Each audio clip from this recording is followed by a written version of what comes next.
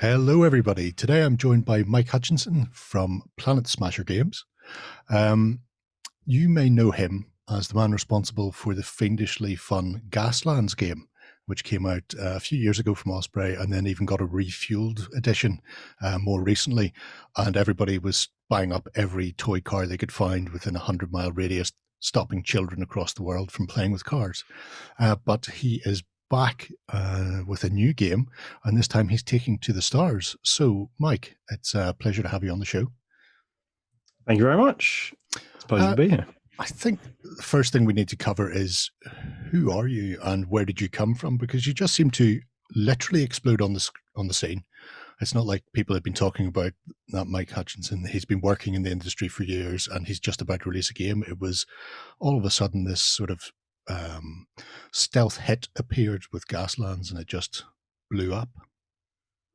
It's nice of you to say. Where did I come from? My games design sort of journey began a long time ago in the mists of the 90s. I think when I was growing up, and obviously playing Games Workshop games was my initial love. My grandparents were in Guildford, and the first time I kind of wandered past a Games Workshop in like 1991 or 1992, and just there was a bunch of sort of hairy, spotty teenagers that were much taller than me, and just like racks of colourful, bizarre science fiction bestrewed boxes. I was like, I don't know what this is, but I need to be inside of this world. And because, like many people, I didn't have enough pocket money to pick up a lot of the games, and I would pick up the White Dwarf magazines and I would read furiously all of the articles that would quite often expand their games or unpack like large swathes of the rules. Yeah. So there were a lot of games that I didn't play that I couldn't afford, which we just started in my group of friends just making up our own rules for. So I have a ring binder full of old game designs that I recovered from my parents' loft a couple of years ago, and one of the games in there is very originally titled Space Fleet, and there's page A4 squared page after page of these ship outlines that have been filled in with little squares, and each square is a location, and each location has a saving throw. And I assume we must have played it because there are so many ship classes, and I can see that there are diagrams from my friends who also contributed to the fleets. So I've been making bad war games for a long time, and then as everyone does, I sort of fell out of gaming around teenage years and university. And when I got back into gaming after I was married, I started playing board games and sort of shied away from tabletop gaming initially, thinking I know what I'm like. That'll just be a pit of money that I never stop pouring my wallet into. But as soon as I started playing board games again, I got the design itch again. And so almost as soon as I was playing tabletop games again, I was writing tabletop games again, to the point where I actually realized that it was a real itch that I had, and I sort of set myself a bit of a challenge because I was coming out of a period where I thought music was my creative outlet, and just playing every toilet venue in London with an array of bands. And I thought, well, I want to keep going on this creative tunnel. I gave myself a challenge of writing a game every month for a year, and so just sort of forced myself to just finish projects even though they were terrible. I would have an idea, start something, write it down, turn it into a little Word document or a PDF file or something, and just close it off and move on.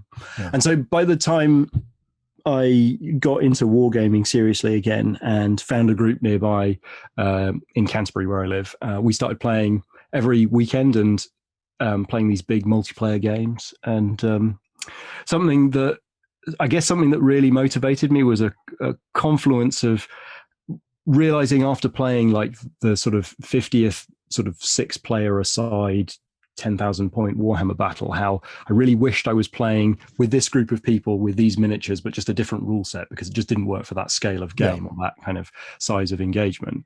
And Fantasy Battle was coming to an end. So I thought, this is my time, this is it.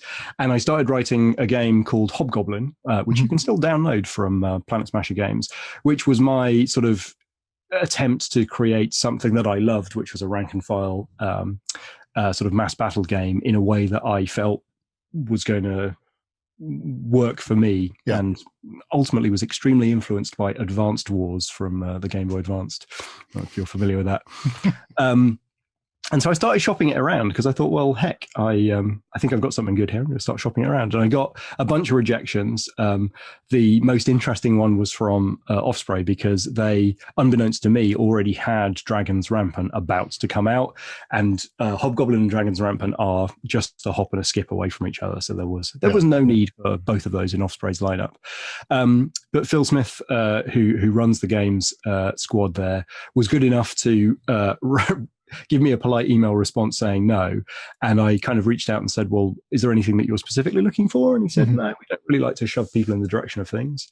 And then he came back and said, actually, I've had a dig on your website, and there's this car game, and I've really been thinking about doing something like that. You'd have to make it longer, though, because it's only 8 pages at the moment. I was like, I can write more pages. That's not a problem. So yeah, that's kind of where the journey started. That's a fascinating way of getting into it. I suppose I think it was an interview I heard with Gav Thorpe at one stage, and he was saying something similar, where if you're planning on getting into games design, the best way to do it is to start designing games. Actually sit down, write something, and even if it's not the greatest thing in the world, the fact that you're writing and constantly writing, and set yourself those targets is a way to go. If we have a look at Planet Smasher, for people who are unaware of the website, this is the delightful site in question, and this is where people can go to have a look and see what you're working on or what's upcoming, that type of thing. Yeah, that's right. So I'm curious about one thing in particular here, but we'll get to that in time.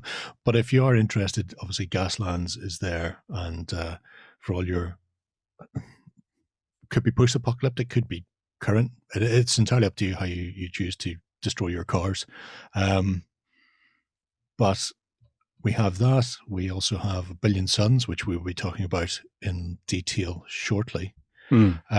Perilous Tales caught my eye simply because that looks exciting and new. And also there's a beta version. Yes, there is. So Perilous Tales is something that I wrote basically for myself, because I am a terrible hoarder of lovely boutique miniatures. I know there are many gamers who will buy figures because they have a purpose for them gaming. I am not that person. I am the racks of blisters I don't know why I want them, but they're beautiful. That is the correct way to collect, as far as I'm concerned.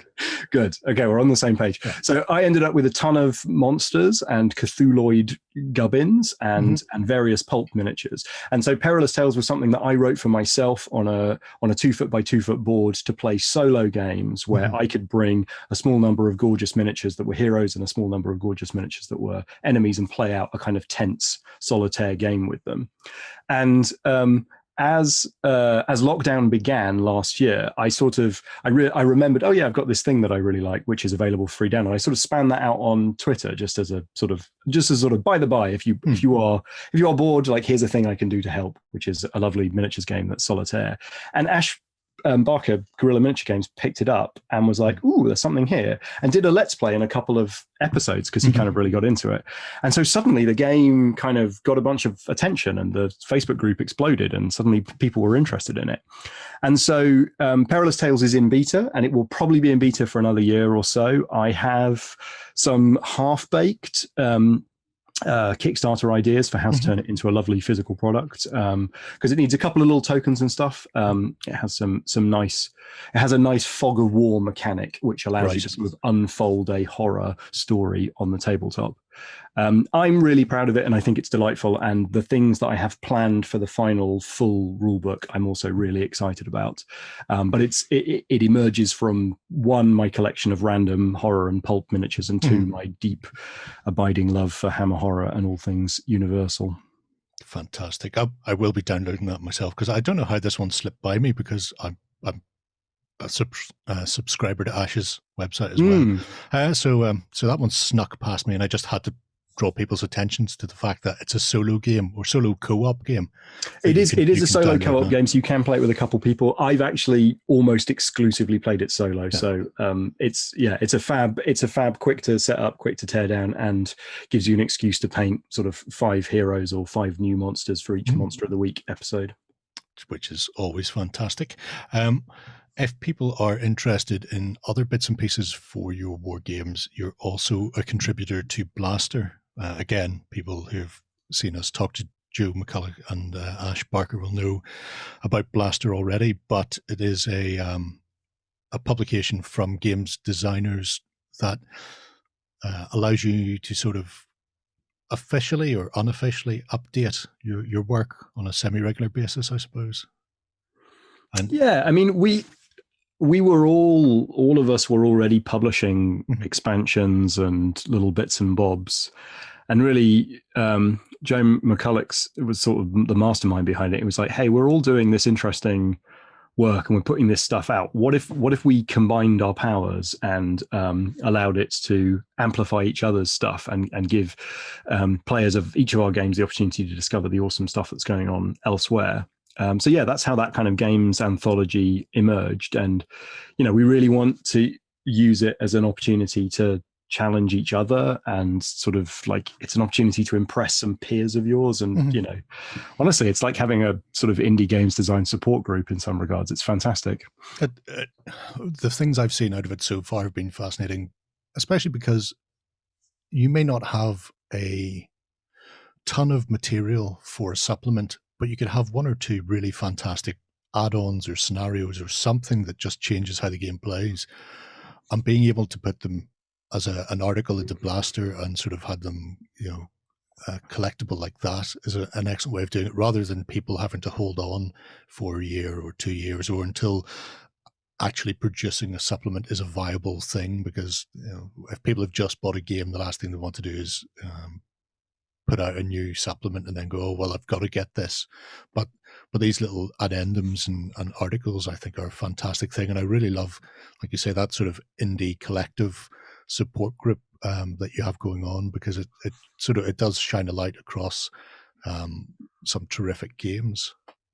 But it also gives us a platform for firing out new things that are sort of experimental into the world. So the second volume of Blaster, this blue one here, has an entirely standalone game that Sean Sutter from Relic Blade and I collaborated on. And I had a crazy idea, and when I pitched it to the group, he was like, ooh, that sounds, can we? And so we started collaborating on it, and it was a tremendously exciting 3-month design period where he provided a lot of the visuals, miniature design, and some of the kind of place testing input, and I was on the spot for creating something unique and exciting in 3 months. And so we created what was initially pitched as Gaslands meets Frostgrave, and what is essentially a Wizards on Magic Carpets dueling and tower defense game, which I'm delightfully pleased and proud of.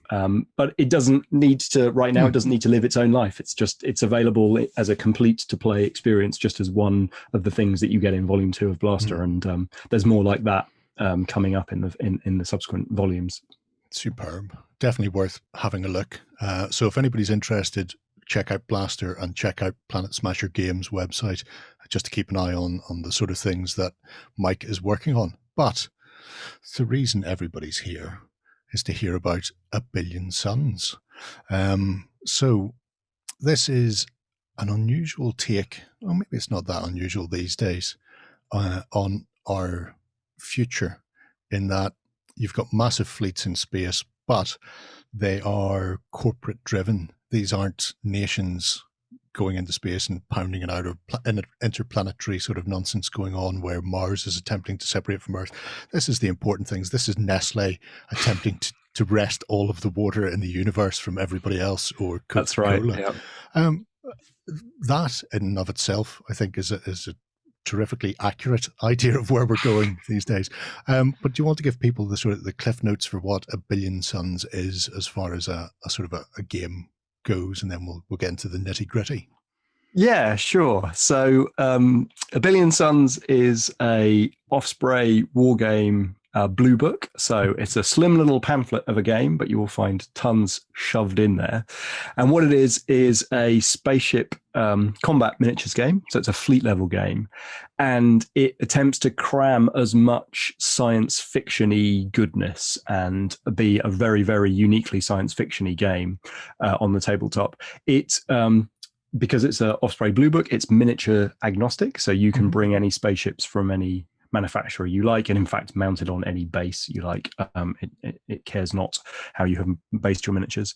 And in terms of the setting, as you allude to, it's actually cast forward from the Gaslands universe, because why not go ahead and develop your own internal conceptual continuity.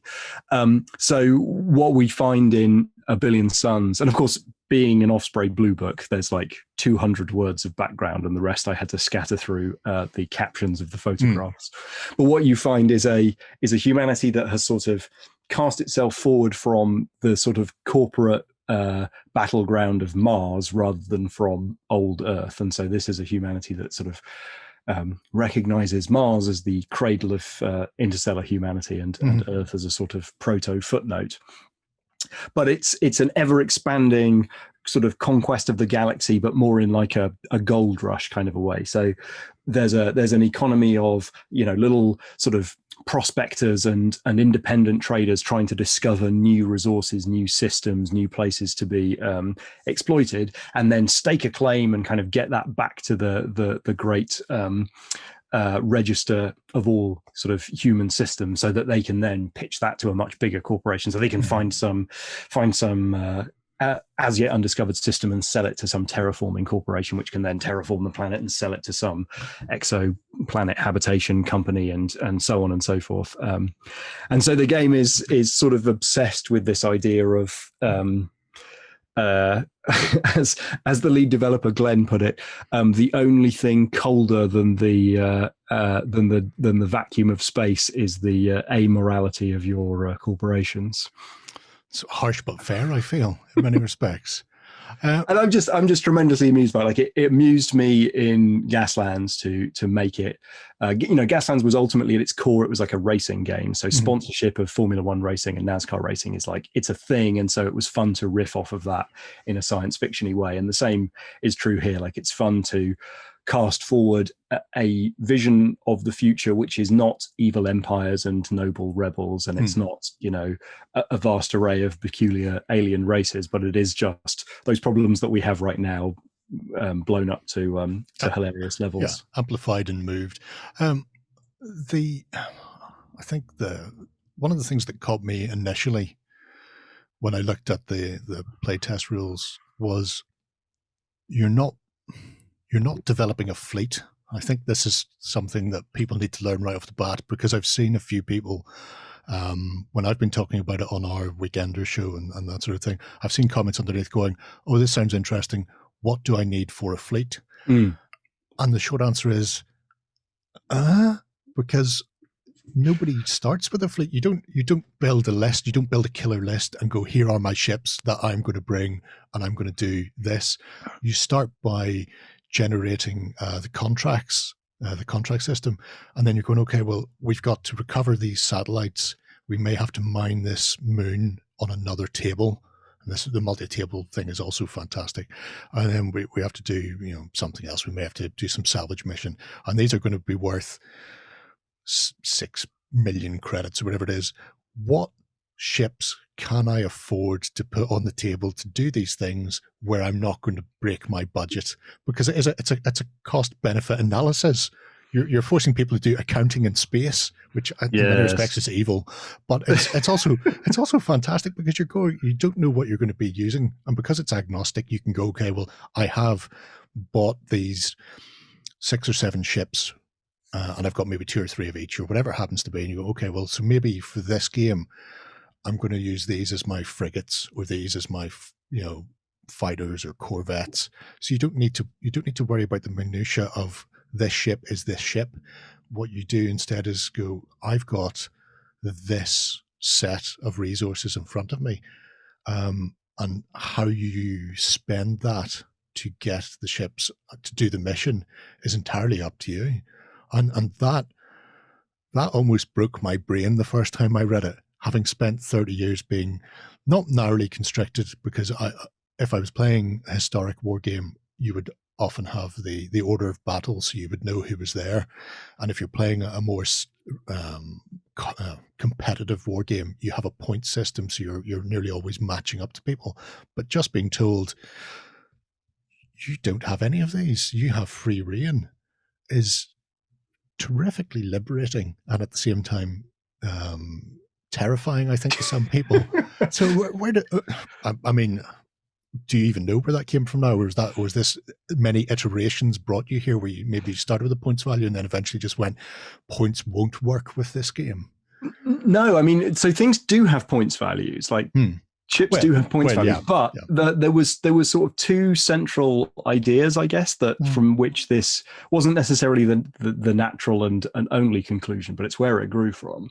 So one of the things that was really central for the design process of A Billion Suns was a single image from Rogue One, from the Star Wars movie Rogue One, where there's a moment where a rebel fleet panics and starts jumping out of a planet's atmosphere, and just as they're beginning to leave, like a Star Destroyer turns up right in the middle of everything, and like right in the middle of everything, so that like corvettes start like just smashing on it like bugs on a windshield.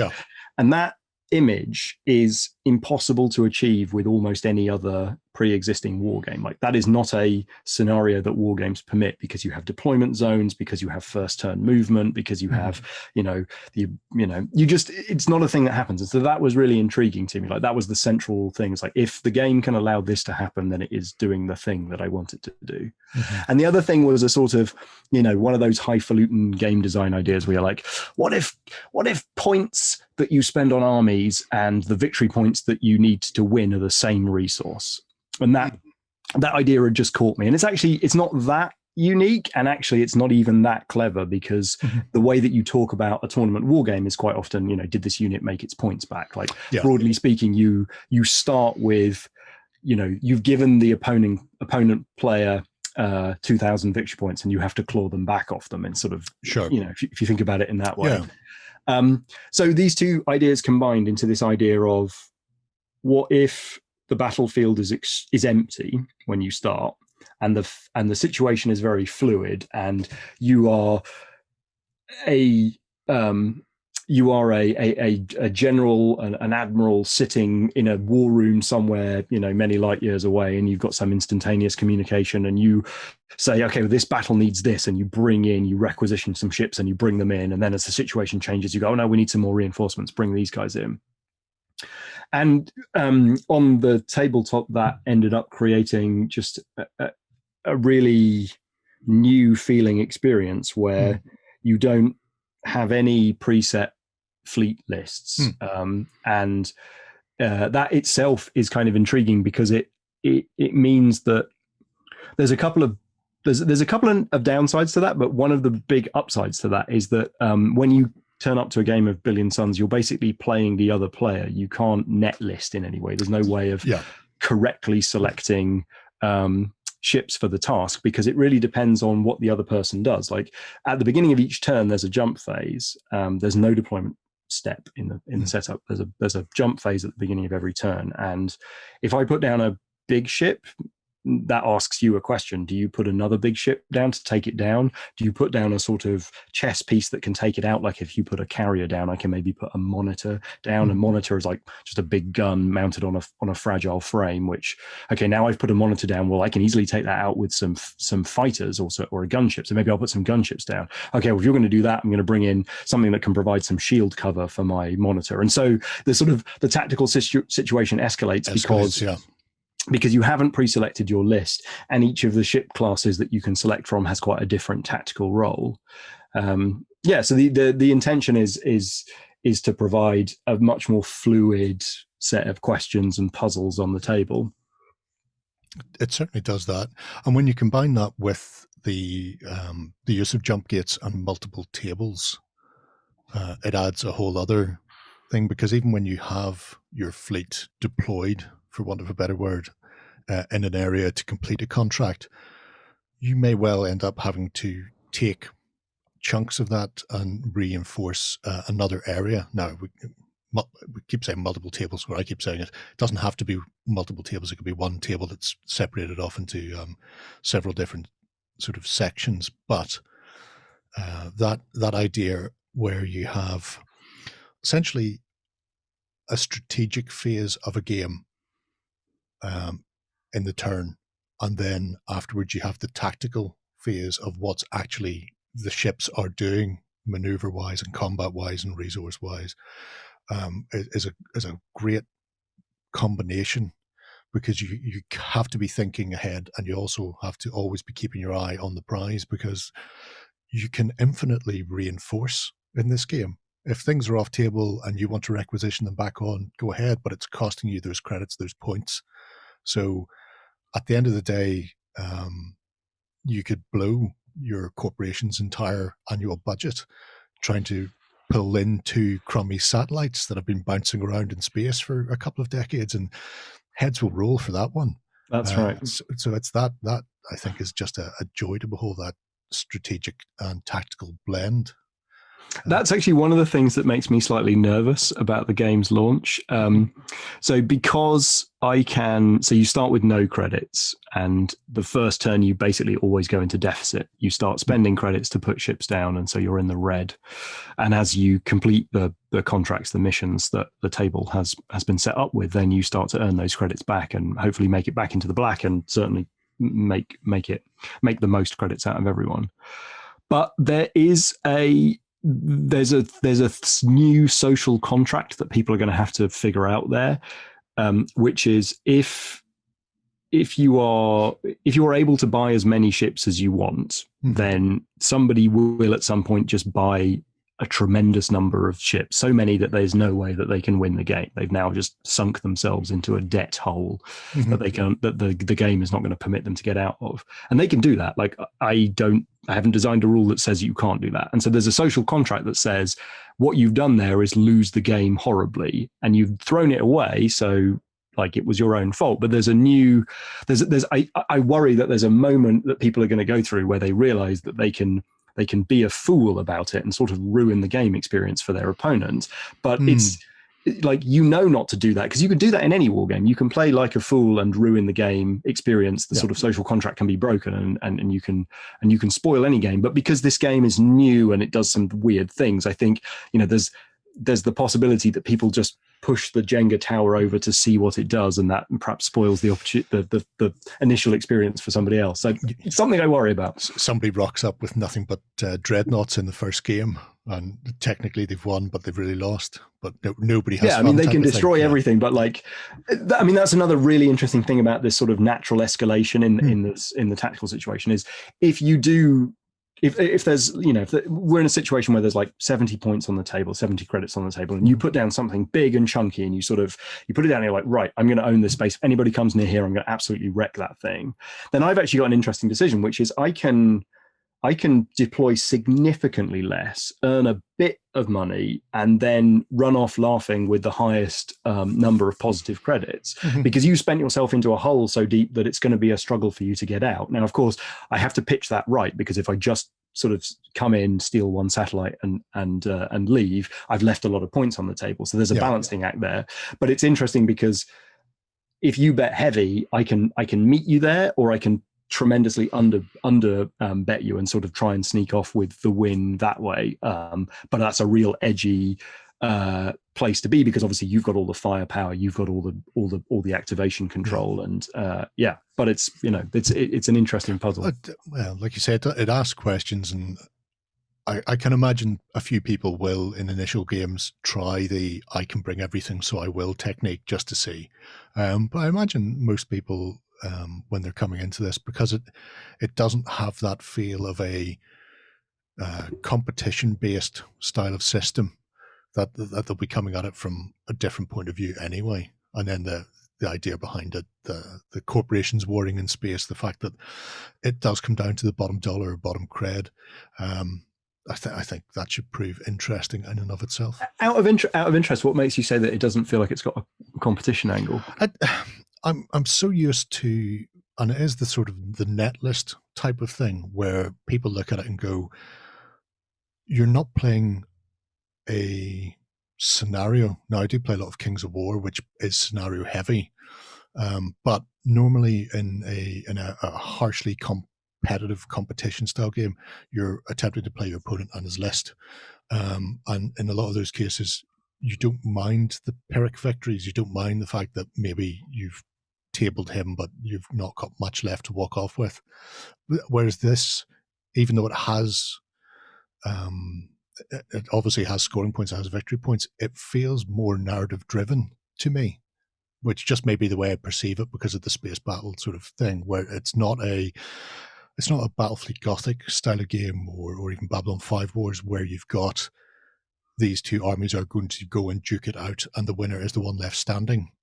It is the get in, do the mission, and get out in whatever way you can, and that may be leaving on turn 3 or it may be sticking around at turn 6. So it doesn't have the same ultra competitive feel where somebody is going to sit down and try and break the game with a fleet. They're not going to try and generate the my Dreadnought and 3 fighter wings will win every scenario, because they just won't. So I don't think you're going to see that. I think it is going to be a more sort of open affair. It's just interesting because I totally understand where you're coming from. I think that, like, particularly compared to Gaslands, which is not a very tournament friendly game, it's a game for making noises with your mouth whilst you play. Yeah.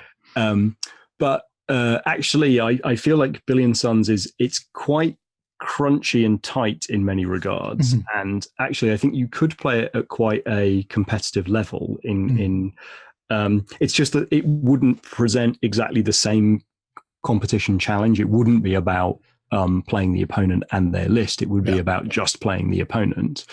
So it would be a bit like, everybody turns up to a Warhammer tournament and gets the same army. Right? Who's going to win? Probably the best player, or the one most familiar with that army in that case. But I'm interested because I think that it's perfectly reasonable in non-miniature tabletop games to expect that everybody starts with the same guff and has to win based on their own merits.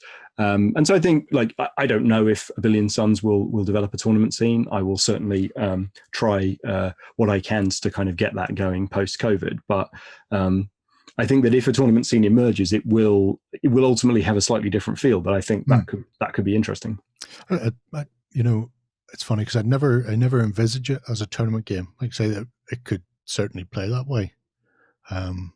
There's nothing flappy in it.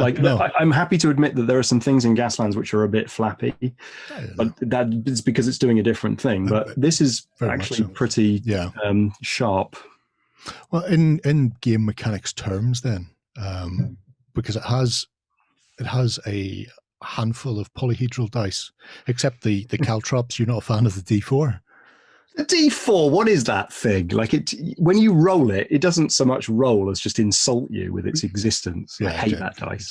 Just falls down. They're there to scatter behind you when being chased through the streets. Yeah, exactly. The apocalypse. That's what they're there for. But even the mechanics behind the game are relatively simple. When you first look at it and you're looking at the ship table, and my delightful editor will bring it up now. But you look at that and you're going, oh, that's a wealth of numbers. How exactly does this all break down? But then when you start playing, you're going, okay, well, silhouettes are both the size and the energy signature of the ship, and then the ships themselves are organized into battle groups. So it only ever sort of really requires you to look at a stat in its sort of individuality at any one time. You're not having to worry about, I've got this, and you've got that silhouette, and then you've got X shields, whatever. It's a very streamlined, dare I say, system, despite the use of handfuls of various polyhedrals. Well, I mean, the handfuls of various polyhedrals kind of permits me to get rid of a lot of that. But I mean, one of the things that I really struggled with was the combat system. Like, it emerged from the very early designs quite fully formed in my mind, in that I came basically the core of this mechanical system. The thing that made me realize that I might have a spaceship game was I was wondering about this problem of in spaceship games or in spaceship cinema, you've got a ludicrous range of scales of ships. So you've got these absolutely minuscule pinprick fighters stood next to these vast, city-sized space leviathans. Like, how do you deal with that in a sensible way in a war game, where you tend to just be rolling 6-sided dice or whatever? Like, what do you do to manage that ludicrous difference in scale? And also the fact that some of the weapons that are attached to those ships, like some of them are little tiny laser pea shooters that are designed for taking out other fighters, and some of them are the length of a freeway and fire iron slugs using, I don't know, magnetic coils or something, and they're designed to take out moons. Like, what do you do with that ludicrous difference in scale? Does one unit roll 1 dice and another unit rolls 100 dice? Like, what do you even do with that? So I came up with this intriguing to me idea of these to hit number spreads. So a D12, you got 1 to 12. Like, maybe to hit a fighter, you need just a little window on that, and it's sort of around where a D6 is comfortable. And if you want to hit a battle barge the size of a planet, then you can hit with almost any number you like. But what's intriguing about that is if you've got a D6, it's only got 6 sides on it. So once you get over a certain size, like, you just pretty much always hit with that dice. Whereas if you have a really powerful weapon, let's say, that's designed to hit a barn door, maybe that rolls a D12, and so it's got lots of numbers on it, but most of those numbers match to a Star Destroyer's to hit spread. If a battleship has got a silhouette of 10, so 1, 2, 3, 4, 5, 6, 7, 8, 9, 10 are all hits. That's great. That means a D12 can hit, but it actually means that trying to hit the A-wing that's coming right at your bridge is a bit more of a problem. Exactly. If you've just got a 1 and a 2, or a 1 and 2 and a 3, like, that's a much smaller window to hit, but it's comparatively, it's a 50% chance on a D6, but it's really, really tough on a D12. So that was the sort of core mechanic of the spaceship combat idea. And that's where the polyhedral dice came from. And that ended up allowing me to have a reasonably simple combat system where there are really 2 stats. You've got what's called the silhouette, which is basically your to hit number. And in this game, all dice you want to roll low. So you roll some dice equal to what your weapons attack. So a piddly blaster will shoot 2d6, or a planet smasher will roll 4d12, and you're trying to get that silhouette number, that to hit number. So if I'm shooting a bomber wing, I might need 3s. So that's a 1, 2, 3. And then, having made my hits, then the opponent picks up the same dice, so the same shaped dice, the same number of hits, and then re-rolls them, but checking against their shield value. So I might have a shield value of 1 or 2, or in the case of some really, really strong ships, maybe a 5 or a 6. So in some, so the harder, so the more powerful weapons are both, easier to hit big targets, harder to hit small targets, but always really hard to save against, or harder to save against. And then they do more damage as well. So a D12 will always do 5 damage. A D6 will always do 1 damage. And the use of duds in there as well means that, and the dud is the top number on the dice. Yeah, so if you roll whatever the highest face is on any dice, it's always a fail. So that means that even if you've got a shield value of 6, let's say, and I'm shooting you with light blasters, which only roll D6, it just gives that, like, there's always a chance. There's always a chance that an A-wing will crash into the bridge. Yeah. Exactly. And I mean, that works really well. I've seen some people wondering why the shields, looking at the 6 on the shields and go, well, why are they there? Well, if you get hit with something that's a D12, then you've got a 50-50 chance of actually surviving that. But at the same time, it doesn't take away lighter, smaller ships from being capable. Possibly it's going to be highly unlikely, but they're still capable of occasionally doing a little bit of damage to you, just chipping away. Yeah, and that's sort of cinematically important. That it's the same reason the explosion mechanic exists. So it's basically the same as the Gaslands explosion mechanic. Like when something dies on a 6, it's going to do an explosion and maybe hurt things. And the same reason that maybe an A-wing can crash into the bridge and take down a Star Destroyer's last hull point, or maybe an exploding starship can trigger a chain reaction. Like these are really important cinematic moments where. Yeah. Because they exist, there's the possibility of like emergent stories and people walking away from the table going, "Oh, you crashed your A-wing into my thing and it was amazing," and like locking those off. Yeah. They might make a more mathematically balanced game, but they just remove the storytelling, and it's got to be there. Yeah, I think everybody wants to see dramatic pitched battles with starships. They all want that chance to be able to do the Starbuck. What do you hear? Nothing but the rain. There's a reason we watch these programs, and we just want to see them play out on the tabletop all the time. If we can briefly segue into the actual contracts, then the contracts are an interesting thing, because I've mentioned briefly that the contracts are essentially scenarios, but even then, you don't initially start with a specific scenario that you roll on or the likes. Instead, you decide on a scale of game to play, and then you use a deck of cards to generate the contracts, and they vary depending on the scale. So your games can be relatively small if you only want to play a small game, if you have any time for a small game, or you can push those larger and have sort of greater rewards if you want to play bigger fleet things.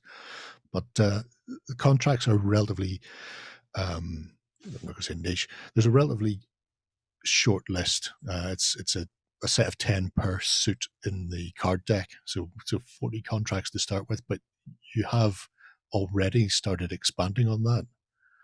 Is this something that you're just going to keep adding to as and when through the likes of your website and through Blaster? And where do you see these developing to, or have you other ideas behind them? Yeah, absolutely. So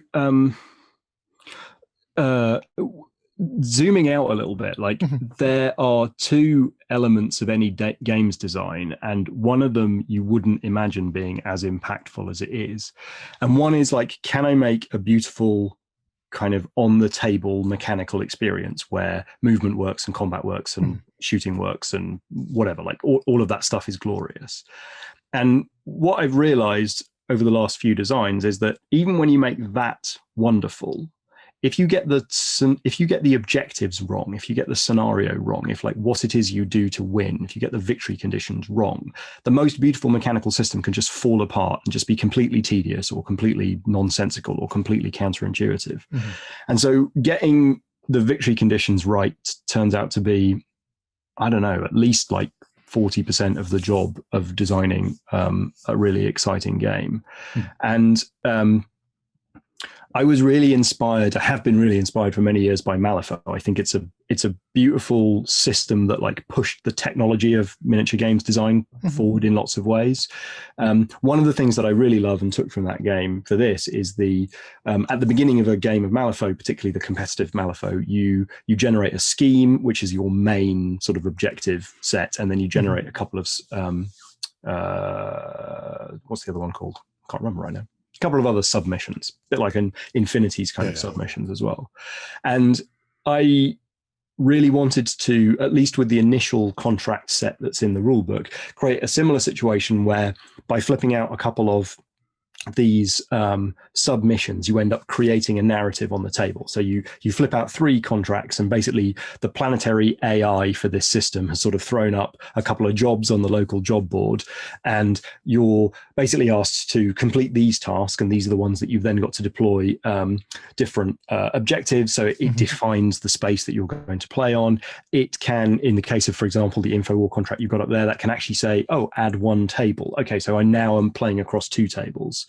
And that means that with the 12 contracts that are in the rule book, you end up with a really nice spread of possible scenarios, essentially, that emerge from the combination of those. And then how you set up the objectives, whether you clump them up, whether you spread them apart. That's kind of up to you, because ultimately there's no way to set up the table to benefit one player or another, because as we've discussed, you don't start with an army list, you don't start with a deployment zone.